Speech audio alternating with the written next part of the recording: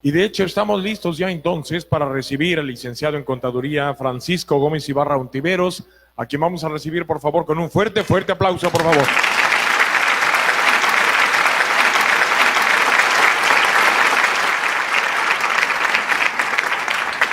Bueno, ¿qué tal? Muy buenos días a todos. Es un placer estar aquí con ustedes en esta convención tan importante y que seguramente va a ser muy exitosa para todos. En esta ocasión me toca a mí platicar en el tema de empresas familiares y pues espero que sea una conferencia en la cual le puedan sacar provecho y yo también aprender de ustedes. Primero también quiero agradecer al Consejo de Cámaras Industriales por la invitación que me hicieron y particularmente a Daniel, a mi buen amigo Daniel, que me hizo esa invitación, y a Masayi, y espero que las experiencias que como tuvimos como familia y en lo personal sean para ustedes de utilidad. Yo me dedico particularmente a la consultoría y la verdad es que la consultoría me apasiona. Particularmente me enfoco a lo que es las empresas familiares y a lo que es la asesoría fiscal. Y creo que la consultoría es muy apasionante, sobre todo cuando logras crear valor, ¿no? Y precisamente de eso se trata, que podamos crear valor en las empresas familiares para que puedan trascender. Actualmente las de gobierno corporativo y empresas familiares, son muy conocidas. Sin embargo, para hablarles un poquito de los antecedentes, gobierno corporativo, que es uno de los más emblemáticos para hablar sobre el proceso de las empresas familiares para institucionalizarlas, pues ya viene desde tiempo atrás. El Consejo Coordinador Empresarial desarrolló las mejores prácticas, que son básicamente principios sobre cómo institucionalizar las empresas, porque precisamente existía esa preocupación de poder ayudar a las empresas mexicanas a que pudieran trascender, que pudieran pasar las generaciones, porque la historia nos dice que de cada 10 empresas, 3, un 30% logra trascender a las siguientes generaciones, y de ese 30%, solamente un 10% logra trascender a la siguiente generación. Y no se diga, pues, más otras generaciones, ¿no? Y bueno, quizás les sean muy conocidos los temas de consejos familiares, protocolos, sucesión, fideicomisos accionarios, gobierno corporativo, que son todas estas herramientas que lo único que pretenden es lograr que las empresas puedan trascender al paso de los años. ¿Qué es lo que se pretende? Pues lograr el éxito. Todos queremos lograr el éxito en la trascendencia, y pues para eso hay que tener mucha convicción, porque es un proceso complicado que gracias a que hoy por hoy podemos tener estas herramientas que ya son, digamos, las podemos ver y palpar, porque antes no las teníamos tan conocidas, o al menos no estábamos tan familiarizadas, pues hoy por hoy las podemos ir aplicando, y hay quienes se dedican a eso, precisamente a poder aconsejar y acompañar a las empresas para poder institucionalizarse de la mejor manera. Y bueno, aunque no todas son éxitos, también creo que la mejor forma en la que uno puede aprender es a través de los fracasos. De eso nos lo dice Bill Gates, y creo que tiene mucha razón. Hemos oído muchos temas de éxito o muchas historias de éxito, pero en este caso, pues bueno, mi historia es una historia de vida, que habla del negocio de mi familia, que para mí es una historia de éxito porque finalmente logramos trascender. Hoy por hoy la empresa existe, está en manos de la cuarta generación, y a pesar de todas las dificultades, pues sigue en manos de la familia, sigue siendo una empresa mexicana, pero con muchos retos por delante. Quiero pasarles este pequeño video, nomás que creo que no hay audio.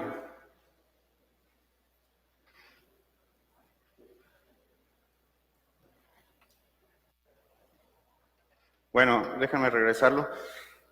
El desarrollo de esta conferencia, básicamente lo que pretendo es hacerles una historia de vida, platicarles la historia de nuestra familia desde sus inicios, con la idea de ir sobre la marcha en sucesos importantes que se desarrollaron a lo largo de nuestra historia, que debieron de haberse llevado con ciertas decisiones que en su momento fueron buenas o fueron malas, pero nos llevaron a una situación que es muy conocida hoy por hoy, que fue que la empresa, pues, nos distanciamos como familia, tuvimos ciertos problemas legales, nos metimos en temas comerciales, que lo verán a lo largo de la plática, pero que la idea es que podamos analizar cada uno de esos pasos que tuvimos para que entonces puedan ver por qué es necesario y cuándo y en qué momento son necesarios este tipo de herramientas, poderlas aplicar para poder tener ese éxito que queremos tener y trascender a lo largo de la historia o del tiempo, ¿no? De que puedan trascender las siguientes generaciones. A ver si ya...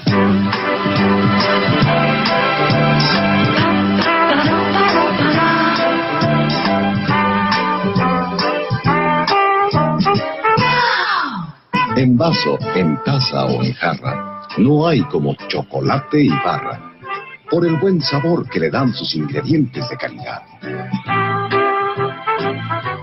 Y ahora para usted, el gran pequeño, el nuevo tamaño de chocolate y barra. La idea era poderles poner en contexto del negocio, pero bueno, vamos a empezar la charla, la historia. La familia de nosotros es una familia como cualquier otra, una familia mexicana.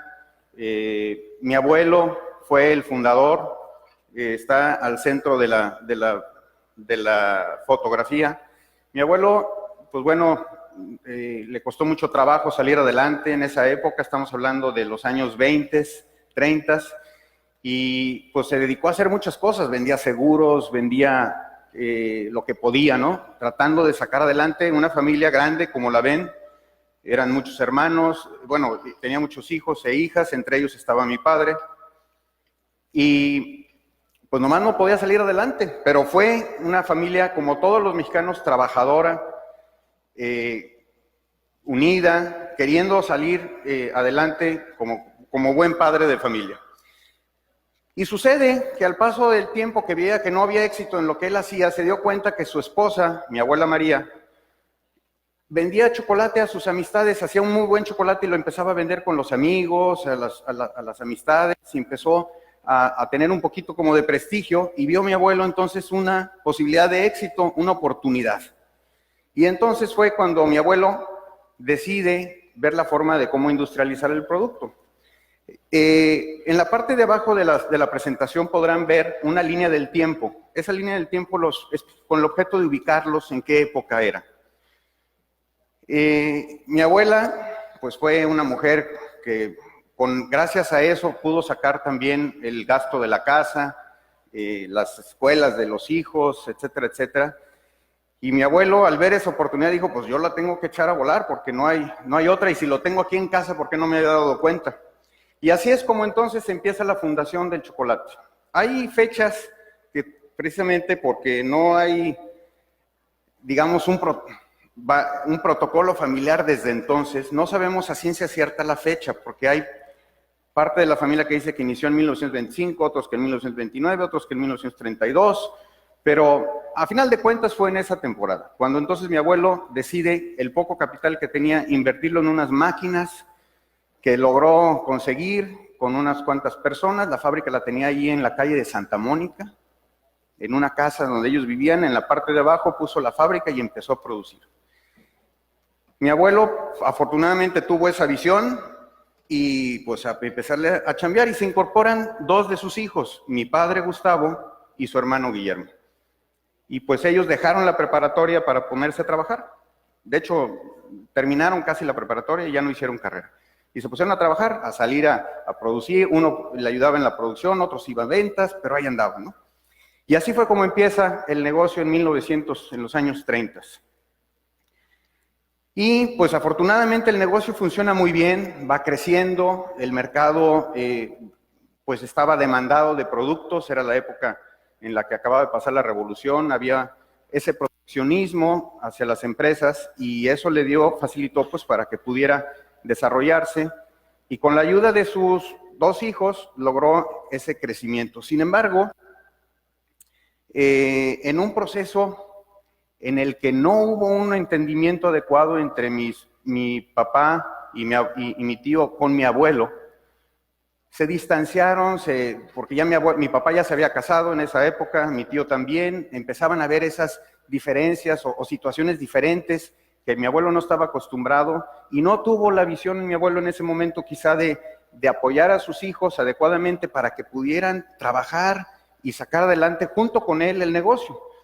Y pues mi padre y mi tío, queriendo sacar adelante la familia, dijo, pues nos independizamos, papá, ahí nos vemos y ponemos una fábrica. Y ahí nace la fábrica de chocolate Dos Hermanos. No sé si ustedes están familiarizados con ella, de Guillermo Corona, una fábrica también muy exitosa, bendito sea Dios, que por eso se llama Chocolate Dos Hermanos.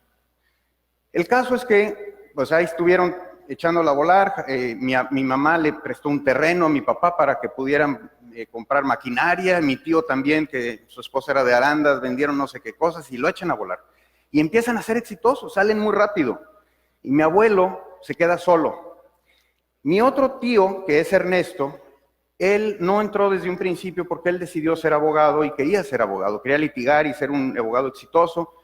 Y a la hora que vio a mi abuelo que no tenía ayuda, pues le dijo, ni modo jefe, pues ahí voy contigo y te ayudo, ¿no? Y se acercó y lo empezó a apoyar, pero no lograban realmente salir adelante porque, pues, quién estaba en producción o quién estaba en ventas. Mi tío no tenía muchos conocimientos tampoco, porque era más abogado que otra cosa.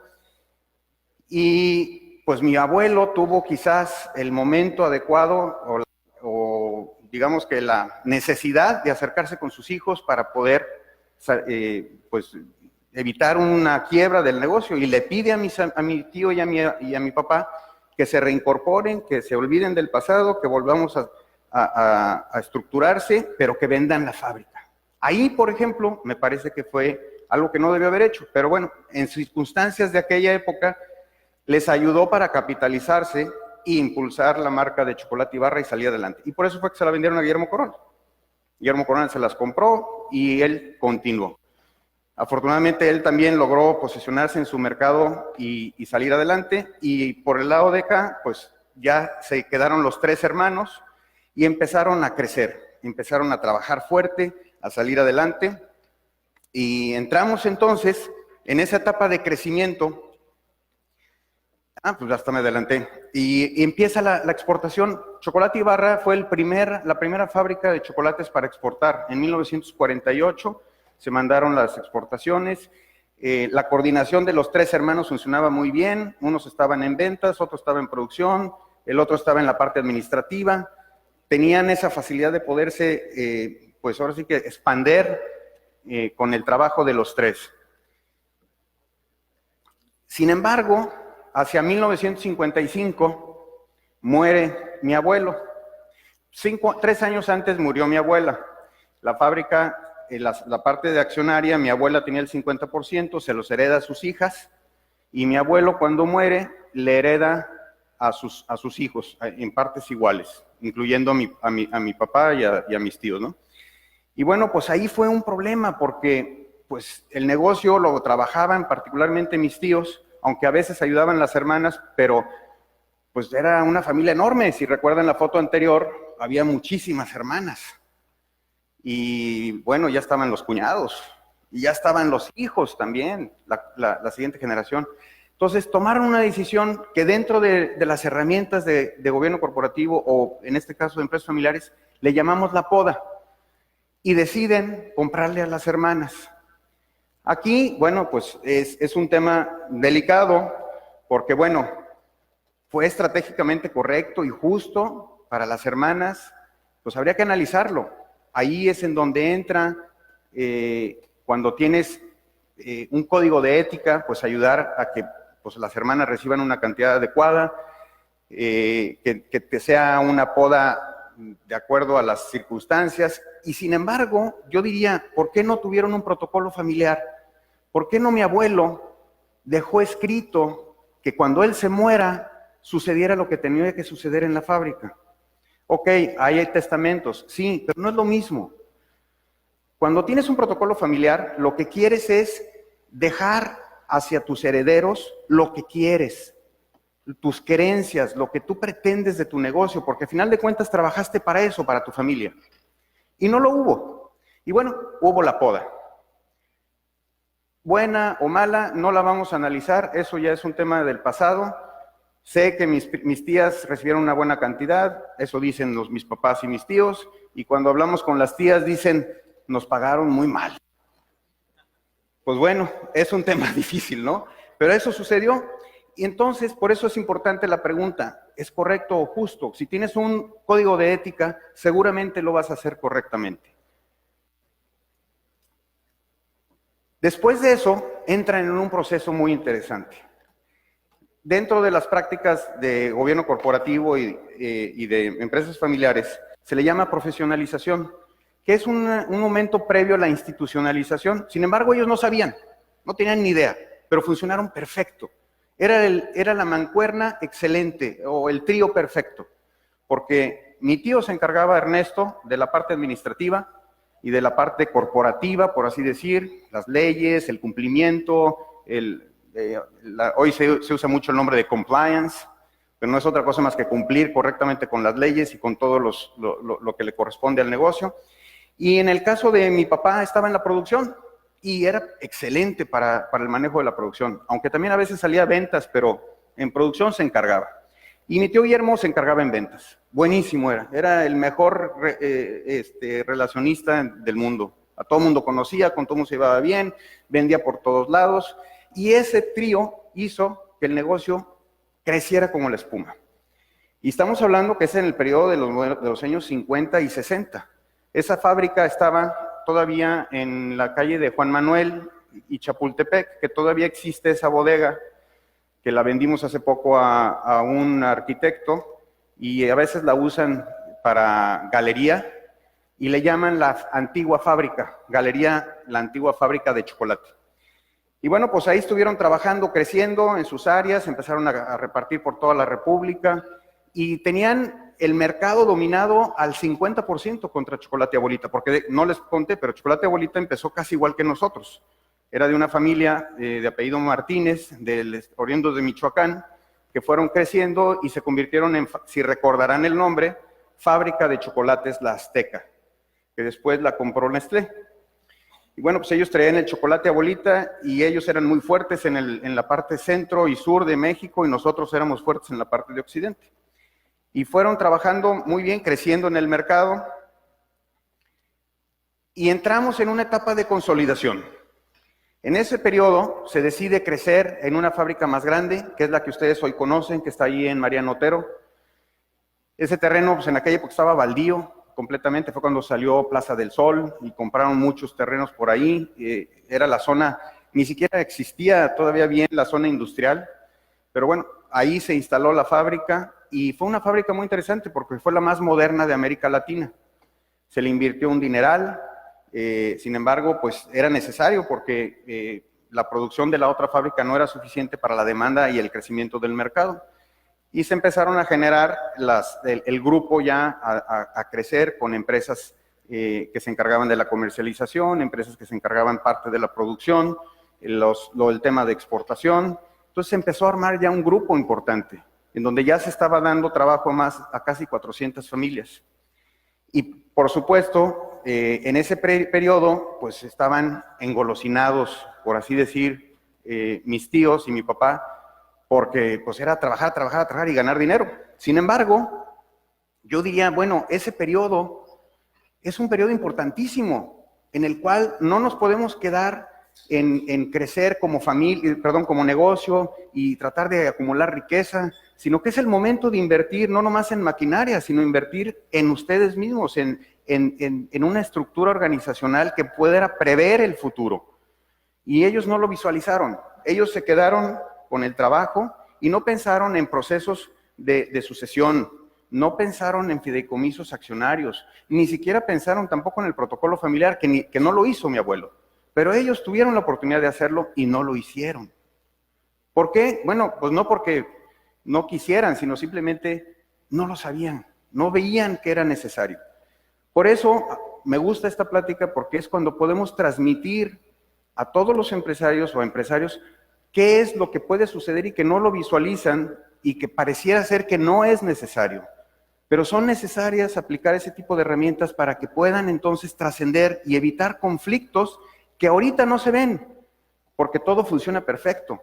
Pero en el proceso que crece la familia, en el que cada uno de los hermanos va a tener circunstancias diferentes, porque tienen a su esposa, a sus hijos, y tienen proyectos personales, tienen que empatar con el proyecto o la planeación estratégica de un negocio.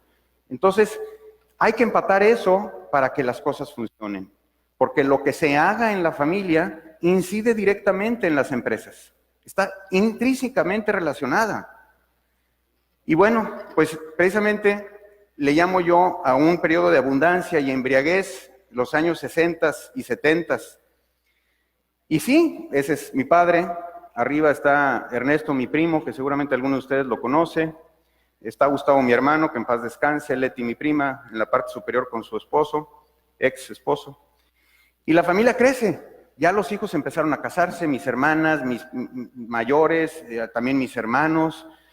Y el negocio pues seguía trabajando y generando la riqueza, pero se tenía que empezar a repartir entre más gente, porque los hijos querían empezar a trabajar. Y eso querían mis tíos. Mi papá, aunque de diferente visión, y ahí es otra etapa que ahorita vamos a entrar, pero eso era lo que querían. Estaban trabajando para que sus hijos pudieran continuar el negocio, pero no sabían lo que se les venía.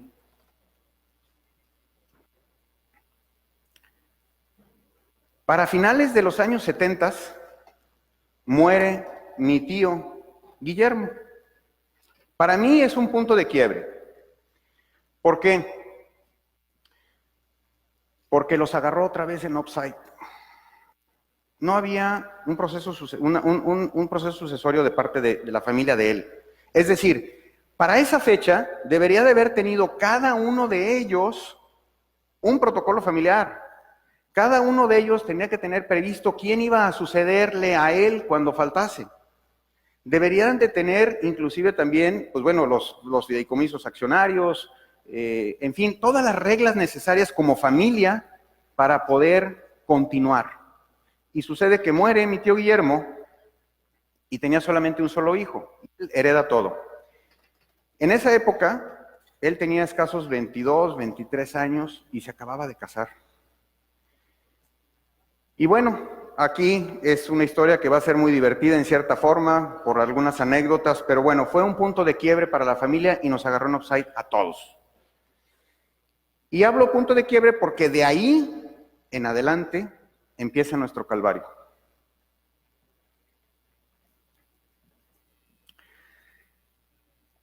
Pregunta, ¿creen que hubiera sido necesario la previsión? Pues por supuesto. Haber implementado para entonces un gobierno corporativo para que pudiera la empresa continuar, aunque no estuvieran ellos, pues sí, y no había. ¿Debía haber una institucionalización en la familia? Pues sí, que en cada familia, en seno familiar, tuvieran las reglas del juego, quién podía trabajar en la empresa, quién no, quién podía recibir dinero, quién no, a quién le pagaban la universidad y a quién no. Porque hay un capital por cada familia, y ese capital hay que protegerlo. Y no teníamos eso. Había el dinero, sí, mucho dinero en aquella época, sí, una gran empresa, sí, pero nos cayó la muerte del tío y nos agarró en upside. Y ahorita van a ver la historia que sigue. Ya estoy como Netflix, ¿verdad? Bueno, ¿qué sucede? En esa época empieza a haber una diferencia ideológica entre los hermanos. Porque la visión de negocio que tenía mi tío era diferente, aunque lograban el mismo fin, pero era diferente a la de mi padre. Y bueno, pues qué decir de mi tío Ernesto, Guillermo, ya había fallecido, pero por supuesto que quizás diferente a la de mi sobrino, de mi primo, Guillermo. Entonces, esa diferenciación, pues como que no empataba, porque tenían sus lados buenos y malos. Mi tío Ernesto, por ejemplo, él sí buscaba la institucionalización, pero era una institucionalización muy manipulada. desde mi punto de vista, y ahorita van a ver en qué sentido. Y también Gustavo, mi papá, buscaba la administración tradicional, que tampoco era la adecuada. Él quería que todos los hijos trabajaran, casi uno en las máquinas de tostador, otro que estuviera vendiendo en la camioneta, otro que y tenía tantos hijos que además los tenía que colocar. Y por supuesto que mi tío y Ernesto, que nomás tenía 4 hijos, decía, oye, espérame, no se vale que aquí se vengan y me amontonen, ¿no? Entonces, pues bueno, esas diferencias ideológicas empezaron a brillar, empezaron a florecer y por supuesto a que no existieran acuerdos. Y en la muerte de mi tío Ernesto, de mi tío Guillermo, pues tenían que ponerse de acuerdo cómo tenían que continuar. Y sucede que, bueno, aquí es la parte histórica, bueno, de chiste que yo digo, que en el momento del fallecimiento decidieron acercarse a mi primo, de alguna manera, para tratar de meterlo en el negocio, y cada uno de los dos, o sea, mi tío y mi papá fueron con él. Y mi papá llegó y le dijo, mijito, vente, vamos a trabajar, te voy a enseñar, vas a poder enseñarte desde todo el proceso de producción para que conozcas al 100% y sepas tomar decisiones, te vas a ir a vender, vas a trabajar día y noche para que pronto te enseñes a manejar tu parte. Y ay, pues mi pobre primo estaba como que, bueno, tío, pues ni modo, está bueno, pues ahí vamos a entrarle. Y luego mi tío Ernesto lo busca y mi tío Ernesto le dice, no, mijito, tú no te preocupes, tú vete a tu casa, te voy a mandar un cheque cada mes y vas a disfrutar del dinero y de la vida. Tú relájate, que aquí vamos a salir adelante. ¿Por quién creen que se decidió mi primo? Evidentemente que apoyó la postura de mi tío. Y entonces la administración, desde el punto de vista del Consejo de Administración, o más bien de la Asamblea de Accionistas, las decisiones se empezaron a tomar por parte de mi tío. Y mi papá, furibundo, enojadísimo. Y ahí hubo un problema. Mi papá no supo ubicarse en ese momento.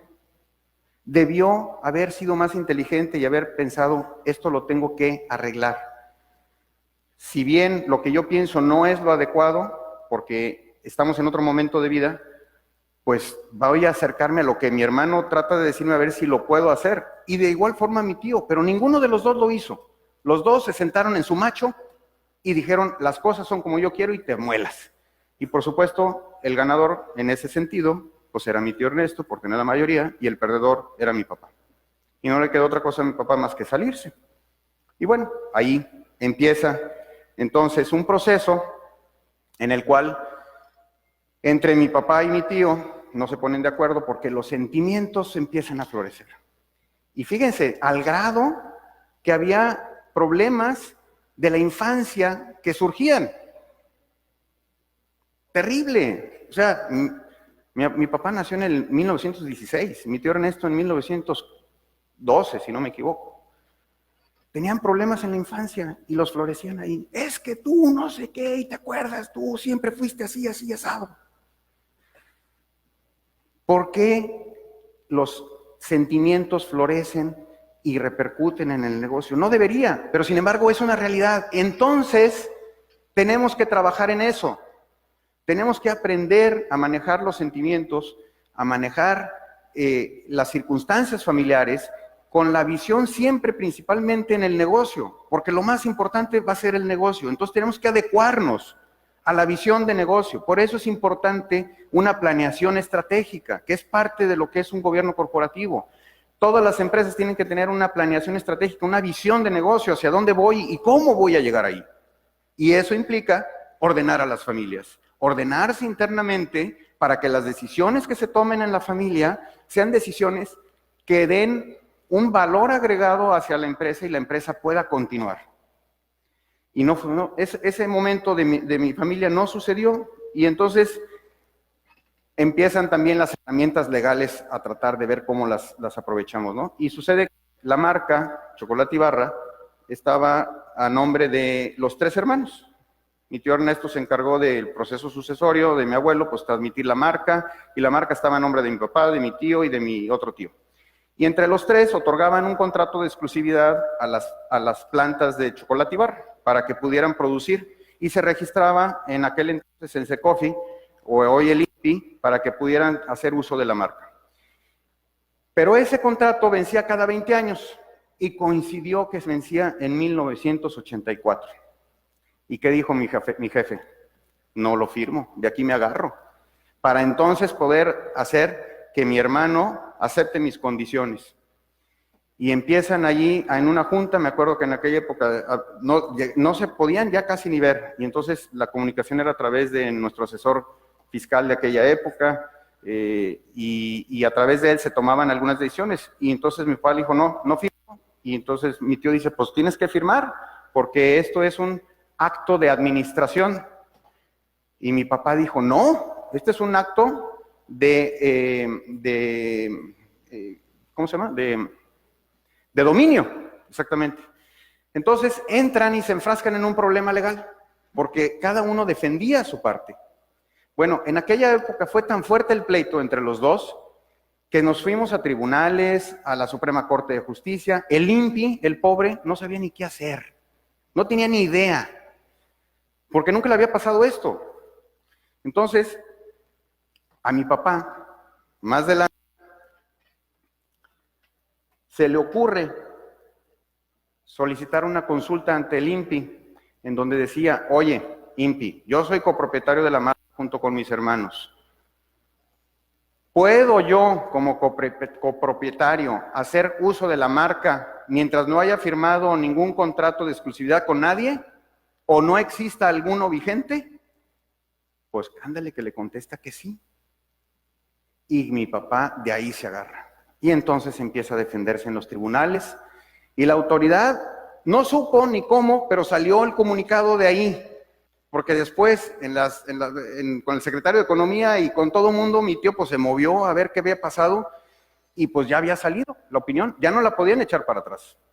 Desde mi punto de vista y desde el punto de vista de los abogados, pues era correcto. Pero desde el punto de vista de mi tío, por supuesto que no. Y entonces los juicios continuaron ahí. Evidentemente la situación familiar estaba desgarrada, porque ya las demandas estaban en tribunales con demandas penales, y pues era muy triste. Mi tío no se hablaba de mi papá tampoco de mi tío. Nosotros como primos, pues se nos permeó hacia abajo todos esos enojos y sentimientos, y finalmente, para finales de 1980, decidimos entonces, mi papá decide fabricar chocolate con ese documento.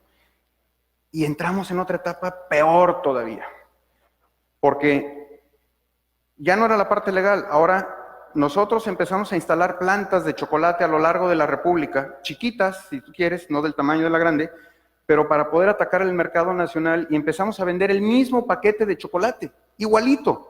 Así como la Coca-Cola vende, hay varias fábricas y es la misma Coca-Cola, bueno, igual era el mismo paquete de chocolate, nomás decía elaborado por Gustavo Gómez Ibarra y el otro decía elaborado por Chocolatera de Jalisco, o bajo autorización de Chocolatera de Jalisco. Entonces llegábamos con los mayoristas y, oye, pues te vendo chocolate, órale, perfecto. Y luego al rato llegaba, a los 2 días, mis primos, oye, pues yo te vendo, pero más barato. Y nos tumbaban el pedido, no, pues órale, vamos a venderles más barato. Y nos metimos en una guerra comercial espantosa, terrible. Por supuesto que ya el pleito ya era no nomás de mi papá y de mi tío, sino era nosotros con nuestros primos, porque nuestros primos eran los que estaban encargándose de la administración en esa época. Entonces, pues no nos veíamos ni en pintura. Y los comentarios de la familia entre nosotros pues eran terribles, ¿no? Pero bueno, así sucedió las cosas y la marca empezó a decader. Todavía en esa época, déjenme decirles que en esa época fue la época más productiva de la fábrica. Producía alrededor de 18 millones de paquetes al año. Se acababa de comprar la tercera línea de producción que se trajo desde Alemania, desde Italia, Carle Montanari, me acuerdo muy bien el nombre de la maquinaria. Andábamos con las utilidades que no sabíamos qué hacer con ellas. Inclusive, si se recordarán aquella época, las famosas planeaciones fiscales con los departamentos BICRs, pues era una compradera de departamentos BICRs. Y había mucha abundancia, sí, aunque había un pleito ya, pero el mercado nos compraba un montón de chocolate. Entonces las dos familias estábamos produciendo y produciendo y produciendo. Cuando fue ese periodo que les digo de abundancia fue en 1988 y cuando empezamos a producir fue en 1988. Entonces, ahí empieza a haber un problema en el mercado y en vez de seguir creciendo, empezamos a bajar. Y no nos dábamos cuenta. Y ahí es un punto importante. En esa época, Quaker Oats nos hizo una oferta de compra. Mi tío la recibió y dijo, de aquí es la salvación, vamos a ver si la aprovechamos. Fulano de tal, asesor fiscal, ve con mi hermano y dile que tenemos una propuesta de compra, llévale el documento y pregúntale a ver si está de acuerdo. Mi tío estaba seguro que le iba a decir mi papá que sí. Y a la hora que la recibe mi tío, mi papá, le dice, Nanay, no la acepto, porque como ya tengo el control, ya produzco, ya puedo ahora sí, no voy a aceptar eso. Híjole, yo creo que hubiera sido una excelente idea que se hubiera vendido el negocio. Yo sé que van a decir, oye, pero es que se la van a vender a una transnacional.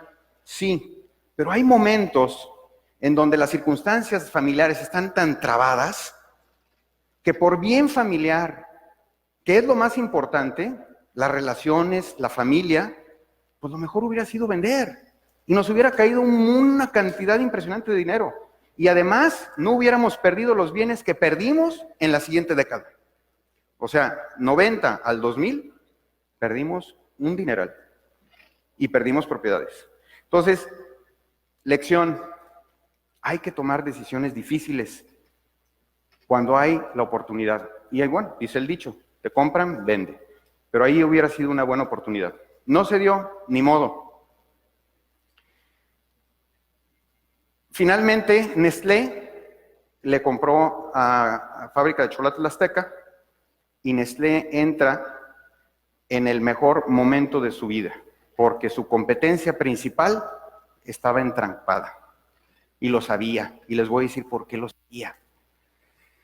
Mi esposa es de Morelia y fuimos a una boda más o menos en 1991 de una amiga de ella y me tocó sentarme junto con uno de los directores de Nestlé y me ubicó perfectamente. Yo no sabía y me empezó a hacer preguntas y yo creo que andaba yo con unas copas ahí que ni cuenta me di, pero finalmente me sacó la sopa, ¿no? Y me dice, oye, ¿no sabes quién soy, verdad? No, pues fíjate que yo soy el director de ventas de Nestlé.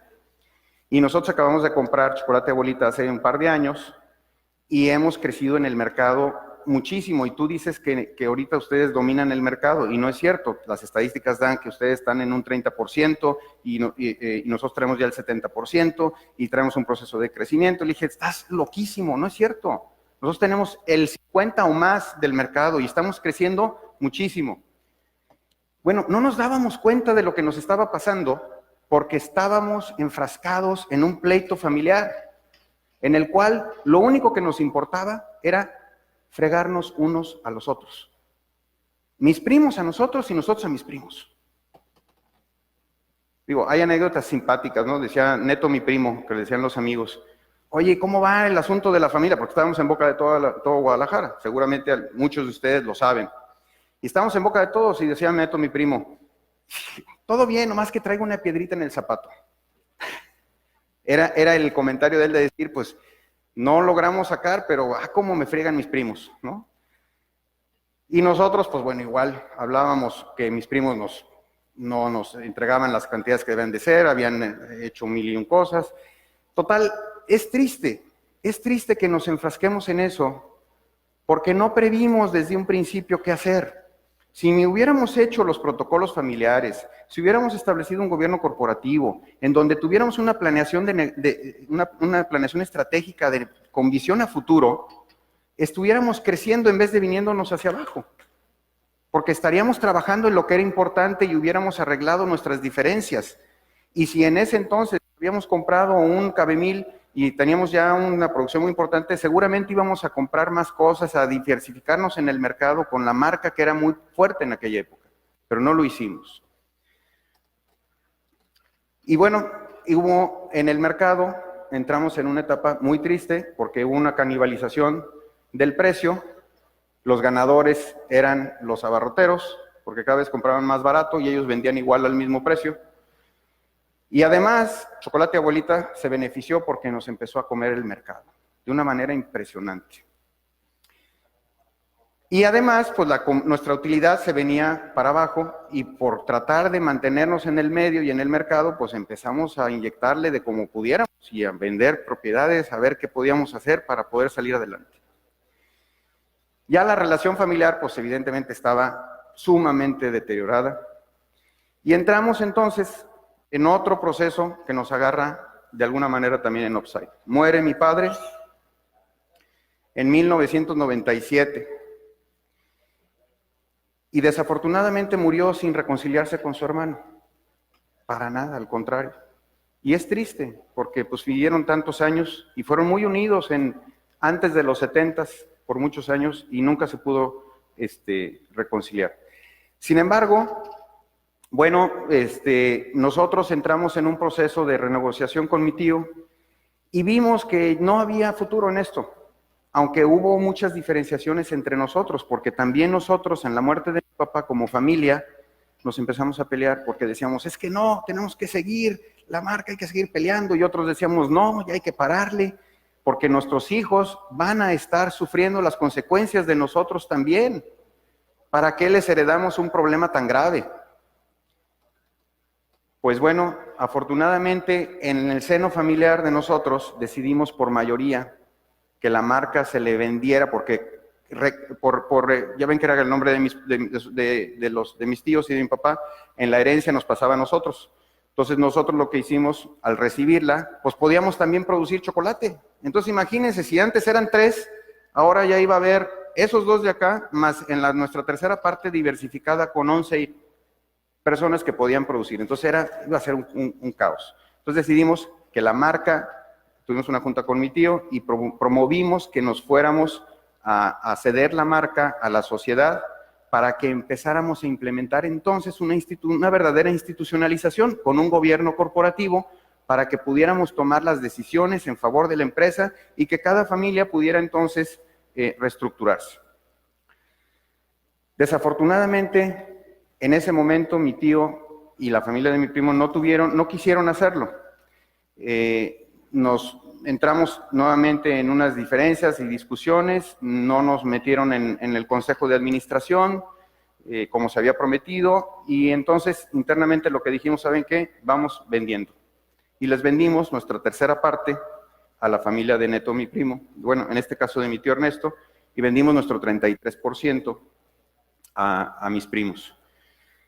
Y bueno, eso fue una solución para nosotros como familia, sin embargo, triste porque nos vimos desgastados y al paso del tiempo, pues hemos logrado, afortunadamente, otra vez unirnos y salir adelante sin el negocio del chocolate y cada quien por su lado ejercer lo que quisiera ejercer. De hecho, por eso aquí estoy, porque yo entonces me metí a lo de que fue mi carrera y me metí otra vez a estudiar y a sacar adelante, y fue cuando me empecé a meter en el tema de gobierno corporativo, que para mí me apasiona, porque lo viví y creo que es la mejor herramienta que se puede tener para que las empresas puedan trascender de una manera armoniosa y que puedan lograr en el futuro un crecimiento y valor agregado.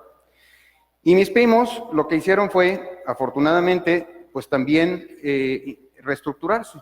Y ellos como familia también comprendieron que ya no podían seguir así, que podían vivir las mismas broncas que vivieron ellos, pero ahora sus hijos. Entonces mis primos, afortunadamente ellos empezaron a reestructurarse, empezaron a armarse su propia institucionalización, sus propios gobiernos corporativos, y evidentemente pues tienen ya toda una estructura de protocolos, de todas las reglas del juego que tienen que enfrentar. Mi primo, Memo, se quedó con ellos, pero decidió a final de cuentas en el 2000, a ver, ya me perdí, en el 2007, Memo, mi primo, les vende a mis primos también, y entonces ya Ernesto y Armando se quedan con todo el negocio, su familia y sus hermanas. Neto, Guillermo, mi primo, se sale del negocio y tiene su vida aparte, y bueno, pues ya se separaron las familias, el negocio queda en manos de los Gómez Ibarra de la Mora, y afortunadamente la cuarta generación está al frente del negocio, y la está trabajando muy bien, muchos trabajos, con muchos esfuerzos. ¿Por qué? Porque aunque no lo podemos visualizar, pero todas las broncas que tuvimos en los años 90, que estábamos cegados por querer ganar, pues nos quitaron el mercado al grado de que hoy por hoy, si bien les va, traerán un 10% del mercado nacional. Entonces, imagínense, mis sobrinos la están viviendo muy complicada, sin embargo, están haciendo un gran trabajo para recuperarse, y están estableciendo nuevas líneas de producto, están maquilando, están tratando de sacar el negocio adelante, pero están viviendo la resaca de las decisiones de sus padres. Y eso está terrible. Cuando pudieran ellos ahorita tener una transnacional. El chocolate también se vende en Sudamérica. Allá hay fábricas de chocolate, en Brasil, en Centroamérica, en Colombia. Seguramente tendríamos plantas allá, porque éramos la número 1 a nivel Latinoamérica. Pero las malas decisiones de nuestra familia se ven repercutidas al paso de los años y no las vemos.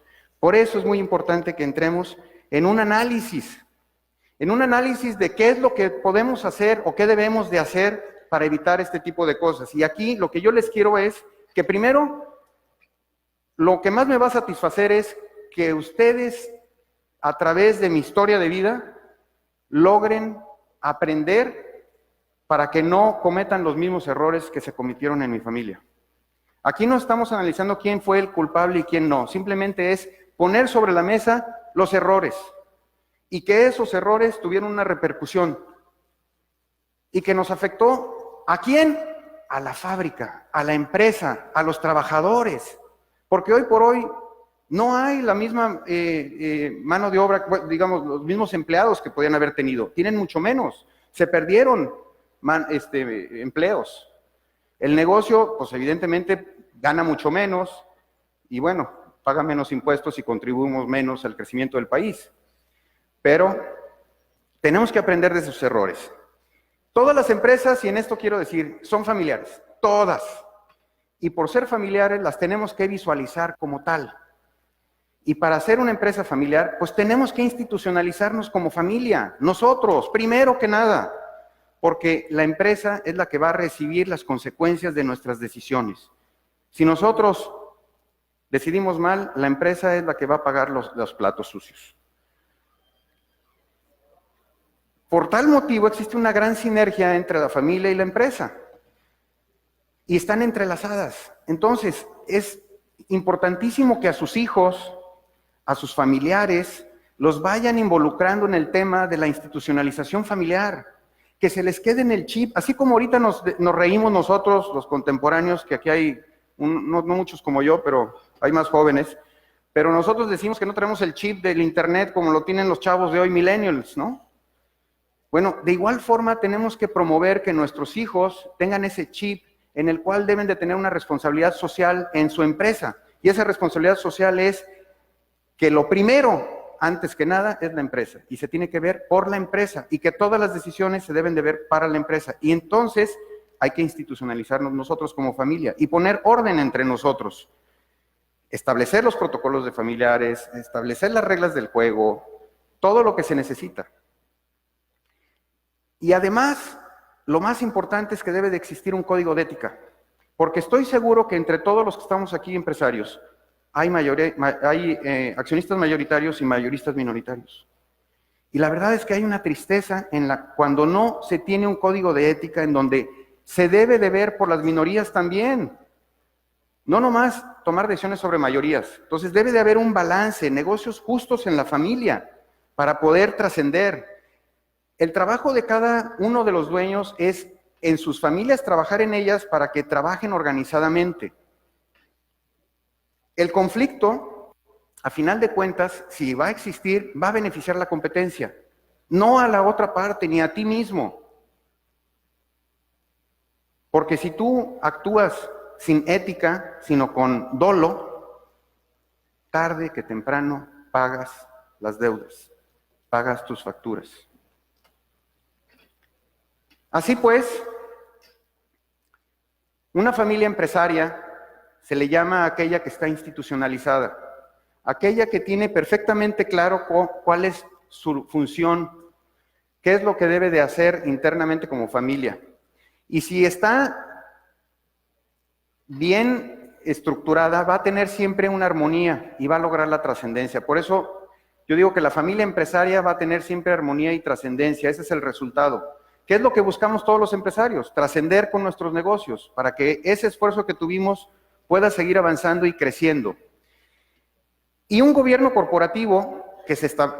aquí hay un punto importante. Hay que institucionalizar a la familia, pero no podemos dejar de institucionalizar a la empresa.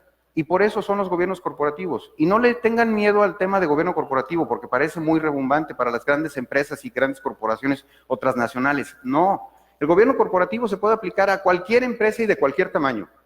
No importa si es una sociedad civil, o una sociedad anónima, o una SAPI. Por supuesto la SAPI porque está obligada a tener gobierno corporativo. Pero el gobierno corporativo les va a ayudar a poder que la empresa funcione adecuadamente, con transparencia, con visión a futuro, con ética y sobre todo con transparencia, para que puedan trascender. Si eso lo pueden implementar en sus empresas, van a crear valor, van a ganar más utilidades.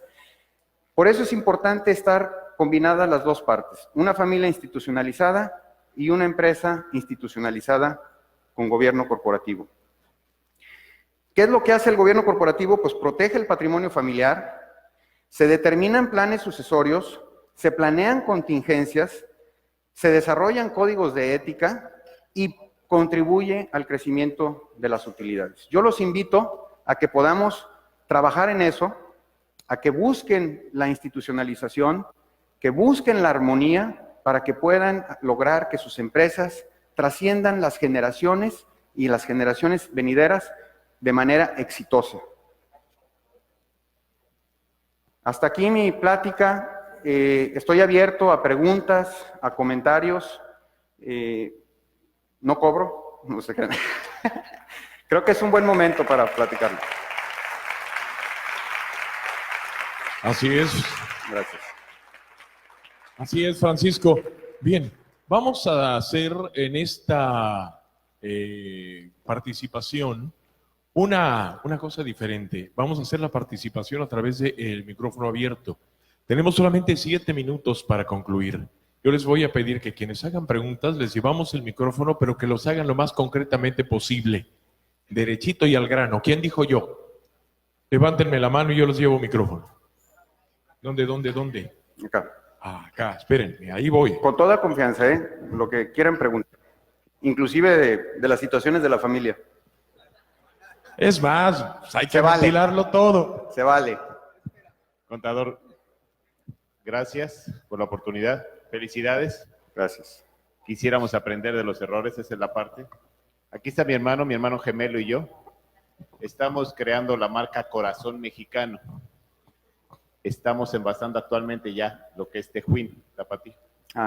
La pregunta concreta es si este gobierno corporativo puede aplicarse en una empresa recién creada. Es empezar desde el principio, evitando obviamente sí, los problemas que aquí se han comentado. Muchas felicidades, muchas gracias. Gracias por tu pregunta y muy buena pregunta. Y lo comenté hace rato, si el gobierno corporativo podía aplicar a qué tipo de empresas. La verdad es que el gobierno corporativo se puede aplicar a cualquier tamaño de empresa. Evidentemente una empresa de menor tamaño no tiene una estructura tan grande como para poder desarrollar todas las herramientas que implican gobierno corporativo. Y con esto quiero decir muy claro, gobierno corporativo no es nada más consejo de administración. El consejo de administración es la cereza del pastel. Gobierno corporativo es, como dice el nombre, es gobernare en latín, que es la dirección corporativo de personas. En pocas palabras, gobierno corporativo es un sistema de gestión administrativa para el control de las empresas. Por lo tanto, aplica para cualquier empresa, solo que hay que darle la dimensión adecuada. Y en ese sentido, el gobierno corporativo es la aplicación de las mejores prácticas corporativas. Y las mejores prácticas corporativas engloban desde el manejo de control interno adecuado de la empresa, los comités de vigilancia, los órganos de administración o gobierno, que es la asamblea de accionistas y el consejo de administración. Pero para poder que funcione esas cuatro elementos, tiene que estar la base de la empresa en muy buen orden. Tiene que haber buenas políticas, tiene que haber manuales, tiene que haber orden, organización. Y pues en una empresa grande, por supuesto que hay mucho trabajo que hacer, pero una empresa chiquita la puedes adecuar a tus circunstancias. Si tú ya traes el chip de manejar el negocio de una manera con gobierno corporativo, es decir, que la empresa, estés tú o no estés tú, va a funcionar, sería exitosísima. El punto es que no, evidentemente no vas a poner un consejo de administración grande, pero puedes acercarte de un consejo consultivo de amigos cercanos que sepan del negocio y que te puedan aportar ideas para poder tomar decisiones desde un consejo consultivo, que no tiene mayor, digamos que no tienes broncas legales, pero un consejo consultivo te ayuda a tomar decisiones más objetivas. Es importante que tengas una planeación estratégica, que es parte de las mejores prácticas. Si tú desde ahorita ya tienes una visión de negocio, hacia dónde vas y cómo vas a llegar, ya estás implementando mejores prácticas. Si tú tienes una planeación sobre la sucesión de ustedes, quién los va a suceder cuando el negocio esté en determinado punto, ya estás aplicando gobierno corporativo a través de esa mejor estrategia. En fin, no quiero alargarme mucho el tema, pero por ahí va, ¿no? Por supuesto que si se puede, lo tienes que adecuar a tu tamaño de empresa. Con esto no solamente queda contestar esa pregunta, sino también esta: ¿cómo aconsejaría que se organice una empresa familiar? Yo creo que esto ya quedó. Vamos con esta. En Puerto Vallarta casi todas las escuelas privadas son un negocio familiar que a veces incide en una mala calidad del servicio y hay mucho nepotismo. ¿Cómo asesorarlas para elaborar un código de ética? Muy, muy buena. Bueno, el código de ética lo establece cada empresa. El código de ética, aunque bueno, es evidente que la parte moral tiene que surgir y la moral debe ser la misma entre todos, pero ese código de ética se aplica en función al giro del negocio. En este caso yo creo que deberían de establecer y acercarse a un consultor para que les puedan ayudar a establecer ese código de ética que va en función a la visión del negocio, lo que pretenden los dueños de la empresa, porque esto va muy relacionado con esto. Si tú en tu empresa te dedicas a, no sé, híjole, son temas complicados, pero si tú mismo vas y a tu inventario llegas y te llevas unas piezas y ni siquiera las anotaste ni nada, pues tus empleados van a ver que lo hiciste y lo van a hacer igual. Entonces, yo creo que aquí el punto es que los dueños de esas escuelas tengan la idea clara de que van a trabajar de una manera correcta y ordenada bajo principios éticos y morales. Muy bien, aquí tenemos una, por favor. Sí, gracias, Francisco. En esas empresas y en muchas empresas familiares en Jalisco y en general en la República, se ha dado ese fenómeno de que a la mujer se le ha relegado. Entonces quedan los hombres y los hombres se reparten la administración y a las mujeres les dan su parte, entre comillas. Y creo que ese tiempo ha cambiado, ¿no? Digo, sí, bastante. No quiero dar nombre porque muchas empresas inclusive están aquí representadas, pero eso es lo que pasó finalmente. A las mujeres las hicieron a un lado, se repartieron la administración y tú ahorita hablabas precisamente de tus tías, les pasó igual, ¿no? Esa filosofía o esa forma de pensar ha cambiado. La mujer además ahora está mucho más preparada muchas veces que el hombre, ¿no? Entonces quiero tu opinión de... Sí, claro. Esto ya cambió, ¿no? Sin duda estoy súper a favor de la participación de las mujeres en las empresas. De hecho, parte de los códigos de ética o de visión de negocio es la pluralidad y invitar inclusive en los consejos, como consejeros independientes, a mujeres que sus aportaciones son sumamente valiosas. Yo conozco muchas mujeres que son consejeras independientes y hacen una labor extraordinaria. Los tiempos han cambiado, sí, y yo creo que esto ha pasado en todos los ámbitos. El tema particularmente de la poda con las hermanas es un tema generacional, digámoslo así, ¿no? De conveniencia, porque ha habido podas en otras empresas en las que no podan a las hermanas, ¿no? Conozco varias empresas. ¿Por qué? Porque están participando también y están involucradas. Y ahí entonces la sugerencia sería que las mujeres en los negocios participaran en los consejos de sus familias para que puedan estar siempre aportando valor. Muy bien, teníamos una ahí atrás. Sí, por favor. Sí, buenas tardes, Francisco. Buenas tardes. Felicidades. ¿Cómo ser equitativo con los hijos a la hora Un poquito más fuerte, si es tan amable, no te oímos. ¿Cómo ser equitativo con los hijos a la hora de repartir? Por ejemplo, tú hablabas de las acciones de tus hermanas, ¿no? Que las vendieron. Pero ¿cómo les dieron esas acciones? Ellas trabajaban todo el tiempo, no participaban. En mi caso, mi hija está todavía estudiando y mis hijos sí participan en la empresa, pero ¿cómo repartes? Porque yo hasta hace poco les decía, es mi empresa. Y cuando no llegas temprano, pues no tienes derecho. Sí. Pero ¿cómo hicieron cómo hacerlo? Mira, definitivamente es una decisión muy personal de cómo quieres heredar o repartir. Sí va en función, muchas veces se toma la decisión de quienes participan y entonces quienes trabajan en la empresa se les participa un poco más a otros que no trabajan. Es un tema precisamente de elaboración de tu propio protocolo familiar. Y ahí yo te sugeriría, acércate a un consejero que te ayude a estructurarlo, porque tienes que ver muchas situaciones, ¿no? Yo creo que sería muy injusto dejar con menor cantidad a una hija por ser hija, al varón por ser varón. De entrada eso está fatal. Pero si tú mismo, por las vivencias familiares que han tenido y la trayectoria de tu negocio, crees que sea justificable que tu hijo tenga o tu hija, porque participa. Yo conozco mujeres dueñas del negocio que trabajaron con el papá toda la vida y son ellas las mayoritarias. Entonces, yo creo que va en función a cómo ellos participan para que entonces tú puedas tomar la decisión más adecuada.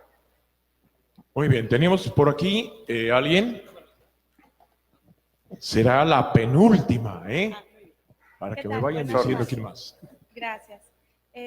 Acerca del protocolo, escuché que dijiste que habían hecho un protocolo, gracias, que habían hecho un protocolo, pero que no lo respetaron. ¿Es porque no lo firmaron ante notario? ¿Por qué?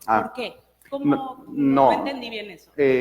No sé si, no recuerdo haberlo dicho que hubiéramos elaborado un protocolo. A lo mejor lo dije que se pudiera entender así, pero no, nunca hicimos protocolo familiar. Debimos de haber hecho protocolo familiar desde mi abuelo, porque en el protocolo familiar es en donde pones realmente todo lo que tú quieres que vaya a trascender a lo largo de la historia de la empresa y las reglas del juego de cómo debe de funcionar la familia, ¿no? Entonces, en tu pregunta es... Sí, escuché que lo habían hecho y de pronto pensé que no lo habían respetado, entonces dije, ¿cómo? No entendí. Exacto, ok. Los protocolos, y es un punto bien importante, los protocolos es importante que, no es un documento legal, lo puedes subir en un momento dado a elevarlo al notario, ante notario público para establecerlo, pero no existe en la ley algo que diga se deben de obedecer a cabalidad los protocolos. Es más bien un concepto de convicción, pero ahí es el punto. Cuando tú estableces una institucionalización familiar, no nomás puedes dejar el protocolo.